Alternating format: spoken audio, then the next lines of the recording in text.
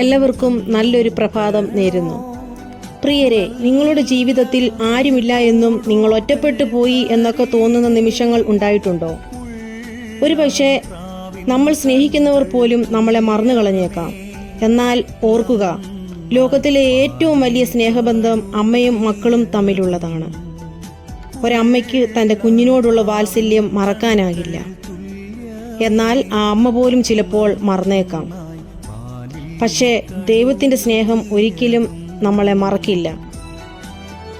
വിശുദ്ധ വേദപുസ്തകത്തിൽ യെശയ്യാവ് 49:15 ഇപ്രകാരം പറയുന്നു: ഒരു സ്ത്രീ തൻ്റെ കുഞ്ഞിനെ മറക്കുമോ? താൻ പ്രസവിച്ച മകനോട് കരുണ തോന്നാതിരിക്കുമോ? അവർ മറന്നു കളഞ്ഞാലും ഞാൻ നിന്നെ മറക്കുകയില്ല. പ്രിയരെ, നമ്മുടെ പേര് ദൈവം തൻ്റെ ഉള്ളം കൈയിൽ കൊത്തിവെച്ചിരിക്കുന്നു എന്ന് പറഞ്ഞാൽ നമ്മുടെ ഭാവിയും പ്രതീക്ഷകളും ദൈവത്തിൻ്റെ കരങ്ങളിൽ സുരക്ഷിതമാണ്.